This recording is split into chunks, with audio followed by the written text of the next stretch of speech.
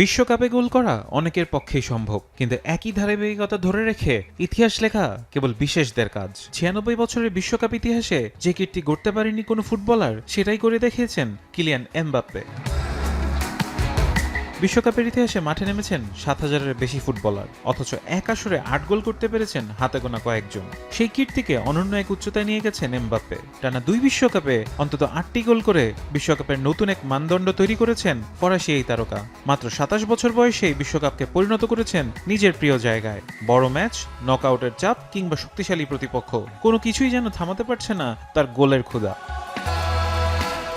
২০২২ কাতার বিশ্বকাপে ৮ গোল করে জিতেছিলেন গোল্ডেন বুট। ৪ বছর পর ২০২৬ বিশ্বকাপে এর মধ্যে ৮ গোল করে গড়ে ফেলেছেন অনন্য এক রেকর্ড। বিশ্বকাপের ইতিহাসে প্রথম ফুটবলার হিসেবে টানা ২ আসরে অন্তত ৮টি করে গোল করার কীর্তি এখন শুধুই তার।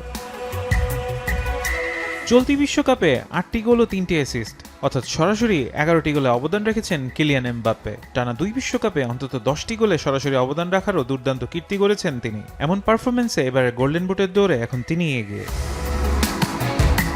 মরক্কোর বিপক্ষে কোয়ার্টার ফাইনালে গোলের পর বিশ্বকাপে ২০ ম্যাচে তার গোল সংখ্যা এখন ২০টি। লিওনেল মেসির পর বিশ্বকাপ ইতিহাসে দ্বিতীয় সর্বোচ্চ গোলদাতাও এখন এই ফ্রেঞ্চ সুপারস্টার। ফ্রান্সের হয়ে সর্বোচ্চ ১০০ গোলে অবদান রাখা প্রথম ফুটবলারও হয়েছেন কিলিয়ান এমবাপ্পে। নকআউট পর্ব কিংবা ফাইনাল, মঞ্চ যত বড়, এমবাপ্পে যেন ততটাই ভয়ঙ্কর। রেকর্ড ভাঙার গল্পে নতুন অধ্যায় লিখেই চলেছেন এই সুপারস্টার। এখন প্রশ্ন একটাই, বিশ্বকাপ শেষে এমবাপ্পের গোল সংখ্যা কোথায় গিয়ে থামবে? আর তাতেই হয়তো বিশ্বকাপের ইতিহাসে রচিত হবে আবার নতুন কোনো রেকর্ড।